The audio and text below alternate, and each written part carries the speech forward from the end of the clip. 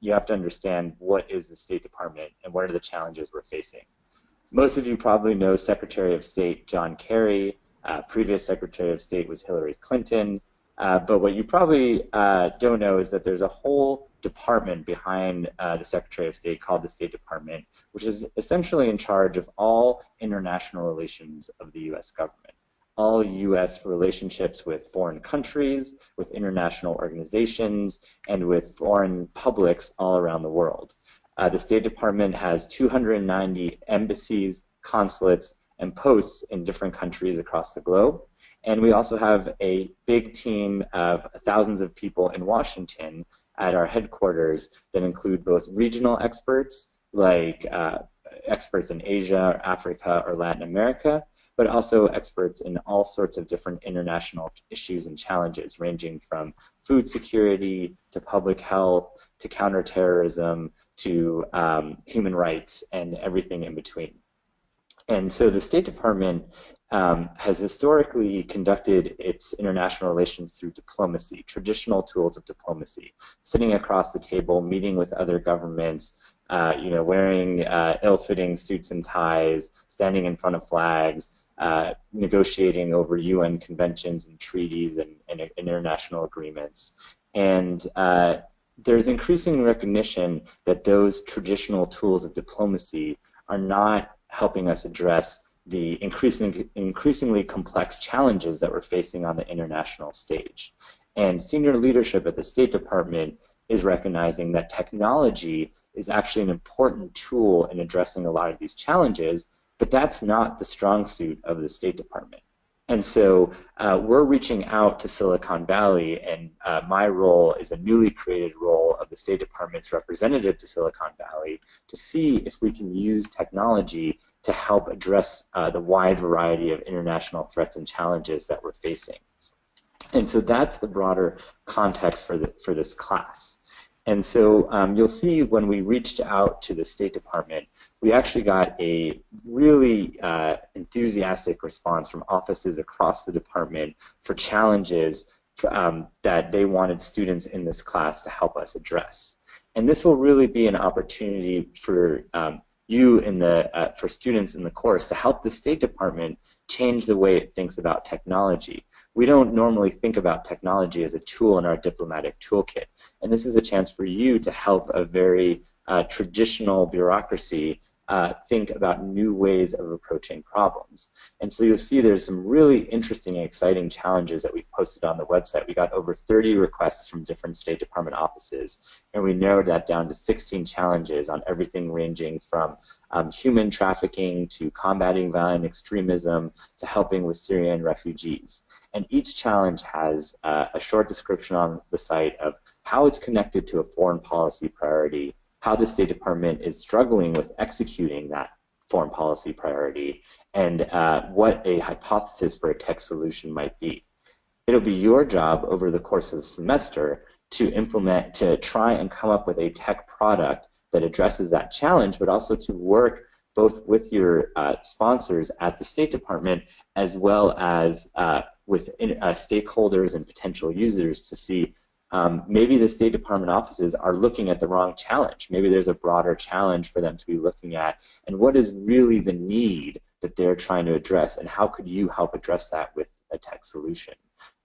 It's an exciting opportunity because this is not just a class on foreign policy and in the abstract and how do you solve international challenges, but this is going to give you an inside look into how the State Department operates, how the U.S. government operates both at the highest levels but also in the trenches. You're going to be put in the shoes of a foreign service officer or an international affairs officer in the U.S. government, and you'll see the nitty-gritty of how to actually get things done in government, which is not something that you often don't get to learn in an international relations class or another sort of opportunity at the university.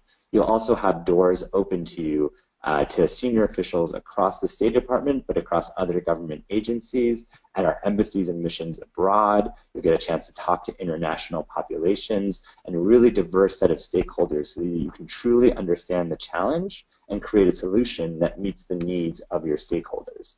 I won't give away too much at this point, but we're going to have some very senior level visitors from the State Department over the course of the semester that you will get a chance to interact with really at the highest levels of the department.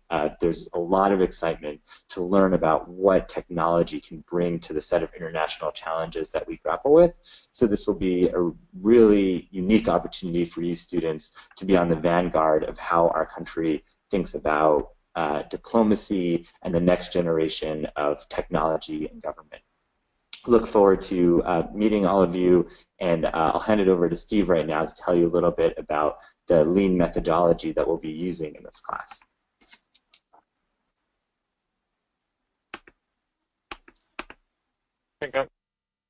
I think I'm unmuted now. So this is the first webinar I've done from the front seat of my car, sitting by the ocean in Pescadero. So you could tell how enthusiastic I am about what you're all potentially going to encounter.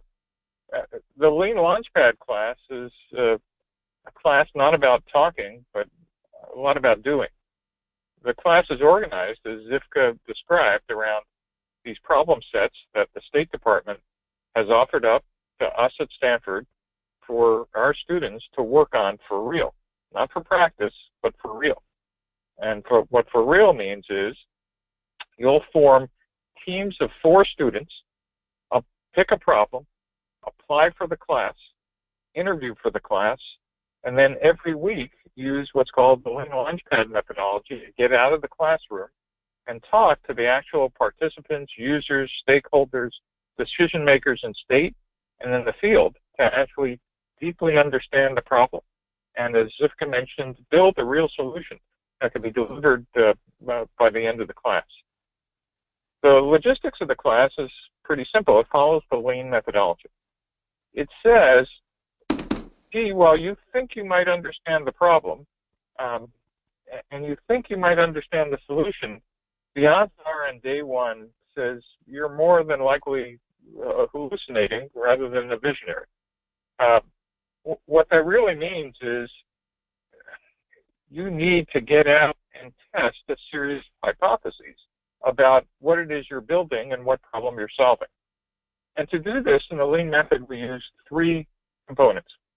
Number 1, we use Alexander Osterwalder's business model canvas to frame all the potential hypotheses about who are the decision makers, what are we building for them, what's the right way to deploy the product, how do we measure success, how do we get buy-in and support, what are the activities, what are the resources, who are the partners, and what are the costs.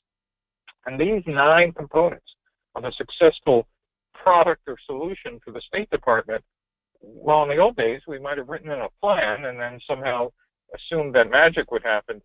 In this class, you'll actually get out of the classroom and week by week test those hypotheses by talking to your sponsor. That is, you will be assigned a dedicated sponsor inside the State Department for each of your problems, and they will help you figure out who the next 10 people you need to talk to every week.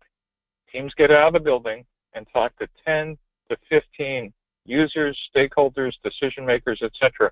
every week, and come back and stand up in front of the class and report. Here's what we thought, here's what we did, here's what we found, here's what we're going to do next week. And by the way, while you're doing that, every week you're building something called the minimum viable product, a demonstration of something that gets you the most learning that week. It could be a technical prototype, it could be a spreadsheet, it could be a wireframe, it could be a cardboard mock-up. But the goal is that every week you're learning something, presenting it back to the class, and validating, invalidating, or modifying your hypothesis. What's interesting is this whole notion of hypothesis testing is actually something we invented 500 years ago called the scientific method. And no, I wasn't around when that happened, but pretty close. And the scientific method is, again, nothing more than hypothesis testing, which is why this methodology for entrepreneurship was adopted by the National Science Foundation for commercializing all science in the U.S. If you take or get an SBIR grant, the odds are you're going to be taking some variant of this class, simply because it's probably the most efficient way to test commercialization hypotheses. Here in this class, we're not testing commercialization, we're actually testing feasibility of problem understanding and whether the solution matches that. What we're looking for is what's called product market fit. In the commercial world, here we'd call it product mission fit. So that's kind of a brief overview of the class. I mentioned earlier you apply as teams. If you go to the Hacking for Diplomacy Stanford website, you'll see a Google Doc with team signups. How you kind of physically find a team is if you're not coming in with a team of 4, you sign up on the Google Doc, you find somebody else interested in your space or try to recruit someone, and then you fill out the application form, which is also on the Hacking for Diplomacy website, which truly requires you to kind of think about your problem a bit, do a bit of reading, and then by interview. And the slots are typically limited. You know, we had 75 applicants for the Hacking for Defense class for 32 seats. Hopefully we'll have the same here. We accept 4 teams of 4, 8 teams, 32 students. So that's a brief overview. Sam or Zivka, anything else I missed? Would you mind repeating the last part of what you said? Unfortunately, it was hard for us to hear you as your connection was intermittent. It was mainly the talk about applications that we were having a hard time hearing. Okay. Want me to repeat the application part again? Yes, please. So application process is pretty simple. On the Hacking for Diplomacy website, you could find a link to a Google Doc, put your name, and then look for other team members who are interested in the same problem you are, and figure out how to connect with them via the website, or we'll later on have some in-person mixers in the class. When you do that, you could then apply, and the application form is on the Hacking for Diplomacy website, and you could simply get your application in, and feel free to ask us any questions during office hours we'll hold as well. Sam, how about that? Much better. All right. Now let's ask questions that we got earlier. So the first question that we've had submitted is, I want to, how have non-technical majors been successful as participants in the class in the past? So what we require, and again, there are always exceptions, but a typical team that does well in the class, and in fact one that we accept, has a mix of, and minimum 2 technical students and 2 non-technical. Since you have to build what are called minimum viable products, and that is show some results every week, it's not just going out and chatting with people and writing a paper, it's actually building something. There has to be members of the team capable of doing that, though obviously not everybody has to have those skill sets. Okay, great. Second question, how flexible are the problem statements, and can we bring our own? Zivka?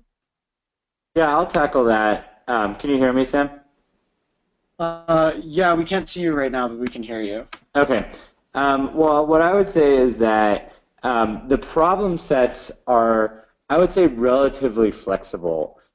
Your job as the teams who are working with your sponsor, every team, so there are 16 challenges that are currently posted on the Hacking for Diplomacy website. And you're going to apply as a team to the course, but then you're also going to choose a challenge that you're going to be working with. And once selected, you're going to be put in touch with a sponsor from that office in the State Department that submitted the challenge, and you're going to be working with them over the course of the semester in building your product. And while your job is to build a product that meets the needs of your sponsor, your job is also to go beyond the way to challenge how your sponsor has framed what the needs are of the stakeholders based on the interviews that you're going to be doing. Odds are that your sponsor is going to have a very either Washington-centric or embassy-centric approach to the challenge, whereas you're hopefully going to go out and interview lots of different stakeholders, and you may actually bring more information to the table that shows. Do you mind repeating that? Me, you for a little bit. Sure. Should I start from the beginning? No, just like maybe the last 30 seconds or a minute of what you were saying. So your sponsor will probably have a very Washington-centric or embassy-centric approach to the challenge. And your job is going to be to go out and interview a very wide variety and diverse spectrum of stakeholders and potential users. And you may actually come back with new insights and new information that your sponsor had not heard of, and you might be able to help change the frame of the challenge and say, you know, your hypothesis is that this is the kind of tech solution that we needed, but actually based on our interviews, we think this is more necessary. And there are a number of examples from Hacking for Defense in the spring semester where student teams actually completely changed the course of the project, something that they call in the startup world a pivot, based on the customer interviews that they did. And I would say, and Steve, you can confirm this, that you're almost guaranteed to have some sort of pivot or some assumption of your sponsor question based on the interviews that you will have conducted in the early weeks of the class and throughout the course. So I would say that there is flexibility on what the solution is going to look like and even how the challenge is framed that's driven by the interviews that you're going to conduct over the course of the semester. In terms of whether you can bring your own challenges into the class, they are because the class is not just about solving a particular challenge, but understanding how it works within the State Department bureaucracy and how to actually get things done within the State Department, it's essential that you actually have a sponsor from the State Department, and we've spent a lot of time over the past few weeks vetting the potential sponsors to make sure that they'll have the level of commitment that will be necessary to actually work with you over the course of the semester. So you're going to have to work with one of the 16 sponsors and 16 challenges that are currently on the site. So in some, yeah. If they happen to find a sponsor inside a state that you like, is that a potential exception or no? I would say that we're always open to new ideas. If you are able to find, if somehow you have contacts within the State Department and they're willing to be sponsors, the teaching team would have to have a conversation with the sponsors to make sure that that they understand the commitments, because it's actually quite a commitment from the sponsors to work with you. We're asking them to give quite a lot of time with you over the course of the semester. So we are open to that. So if you are very enterprising and can find your own sponsor in the State Department, we're definitely open to it. But barring that, every team needs a sponsor within the State Department to be in the class.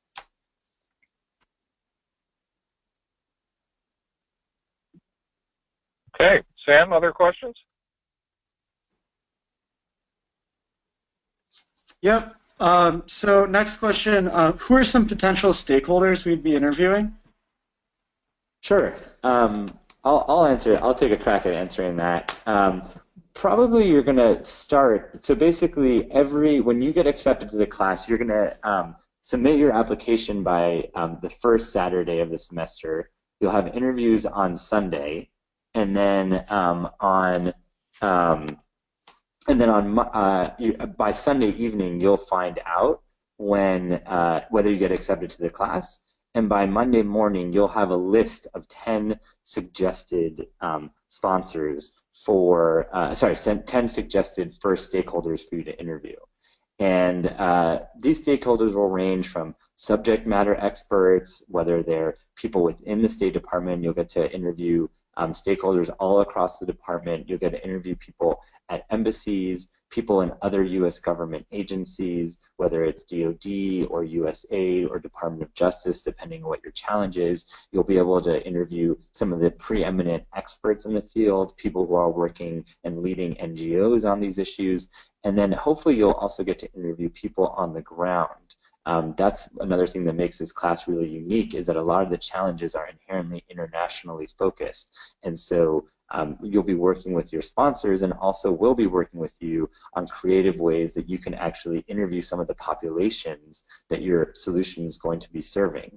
And so it's a unique chance to not only get to interview experts from across the U.S. government and learn about their perspectives on the challenge, but also the populations that we serve in the State Department.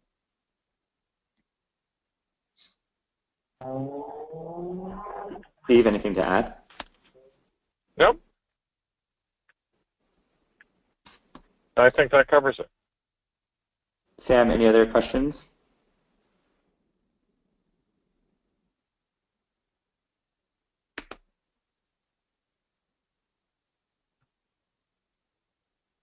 Sam, have we lost you? I do know that just looking at the list of questions that came in earlier, one of the questions was, do you need to know how to code? Steve, do you want to take a crack at answering that? Yeah, I think as we mentioned earlier that since one of the outputs of the class is what we call minimum viable products, a set of deliverables every week that might include a technology solution, and the overall goal is to deliver at least a prototype of one. At least one, preferably two people on the team need to be technical. And by technical, I mean enough to provide whatever solution the problem seems to require on day one. So I think when you start recruiting your teams, the team of 4, certainly 2 of you could be non-technical, but you certainly have to have access to resources, preferably on your team, that could deliver a solution or at least a minimum viable product. Think of iterative and incremental prototypes every week in the class. That's what makes this kind of interesting. By the way, if you haven't gathered yet, this is a hard class. It's, I've been told it's one of the harder classes at Stanford, not because that you're not intellectually capable of doing this, but there is no kind of fast track to getting out of the building and talking to people every week. And so every week, your team has to talk to 10 to 15 customers and update your minimum viable product. You're going to learn a ton, and it's incredibly exciting, but it is not something to take when you have 16 other projects going on in your life. I would actually discourage you from taking this class thinking that the class has anything to do with the 3 hours you actually put into the classroom. Most teams, most students say that it takes an additional 10 to 15 hours a week to complete the work. And so if you're not ready to commit that, I would encourage you to think about it, or at least talk to some of the past students of the Hacking for Defense or Lean Launchpad class. The methodology is identical to the Hacking for Defense class. You could see that website at Stanford at Hacking for Defense, or you could see Engineering 245, which is the Lean Launchpad class. Same methodology, same get out of the building, just different problem sets. In those classes, at least the Engineering 245, students were working on their own ideas. Hacking for Defense and Hacking for Diplomacy were working on State Department ideas, and the previous class worked on Department of Defense ideas. Sam, any other questions? Yeah, I would just add to that, just to emphasize that clearly having technical folks are on your team is crucial to success, and so I would strongly recommend putting your information in the Google Doc as soon as possible, even if you're not sure about the class. Get your information in the Google Doc, because that is the easiest way to start forming teams before the semester starts. And then we're going to have an info session on the first Tuesday evening of the semester, and then also the first day of class is Thursday, and Thursday at 4:30 to 7:30.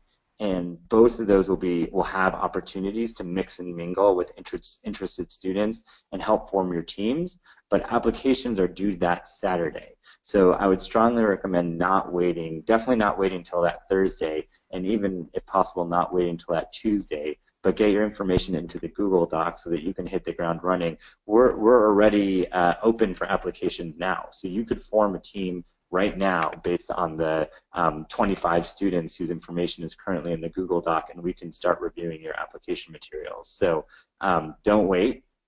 This is definitely getting technical people is an important way to get into the class.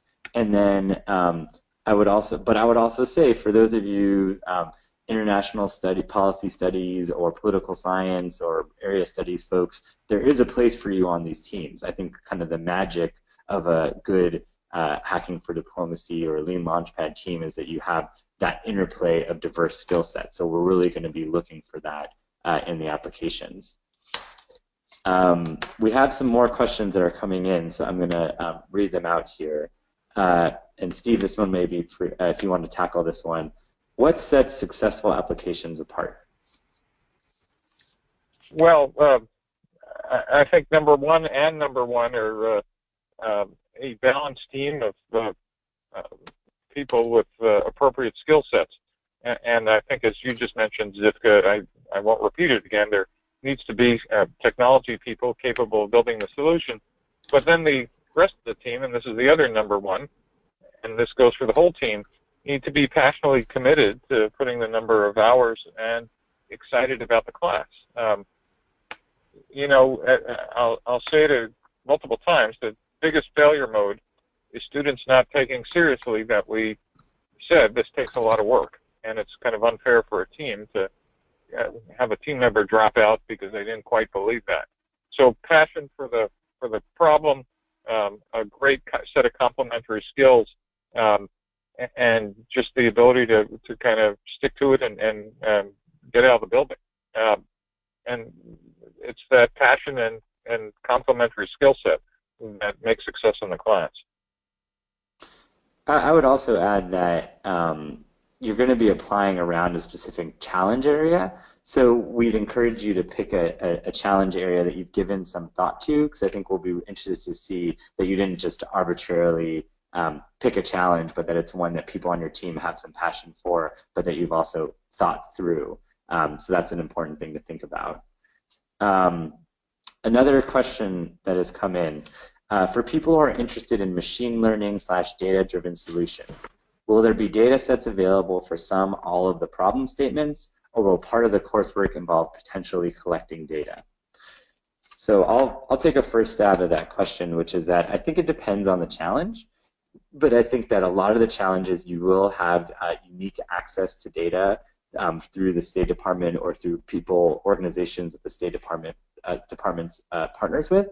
But I will say, as somebody who works with the State Department day in, day out, there are a lot of offices that are not particularly sophisticated in how they think about both data collection and data analysis. And part of the challenge is that we don't collect data in the right format or in the right sort of levels of quality or on the right issues to really do that level of sophisticated analysis. And so part of the challenge of the course will be, depending on who your sponsor is, you might actually have to go out and find that data in different places. I mean, your sponsor will work with you, but sometimes they won't hand it to you on a silver platter.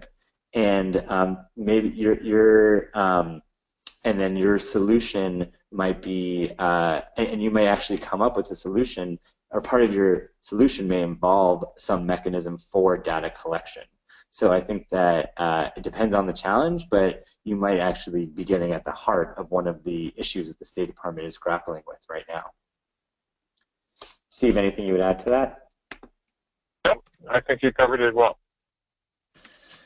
All right, well, I think that those are all the questions that we have here today. We're having, Sam, our TA, is having some technical difficulties, so I don't know if we're missing any other questions, but if there were any other questions that we missed here here on the webinar, we will we'll have together with the questions we did answer, we'll have them up on the website, on the FAQ part of our website, and you're always invited to email the teaching team. There's our email address is on the website, so please go ahead and email any additional questions that you have over there.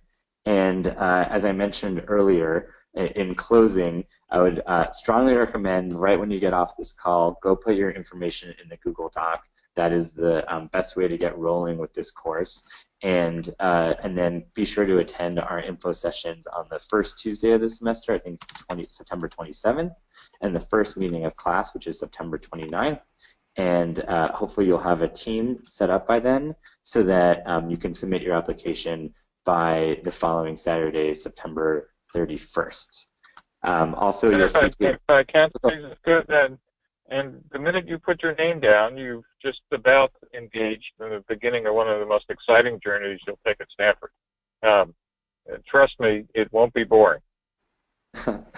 I definitely echo that, and we're excited by how much interest the course is getting, and very excited to meet all of you in the coming weeks. So please don't hesitate to email us through the website. It's hacking4diplomacy.stanford.edu. Anything else that you would add, Steve? That's it. Excited to see everybody at the info session. Great. Take care. Thanks, Take care, everyone. guys.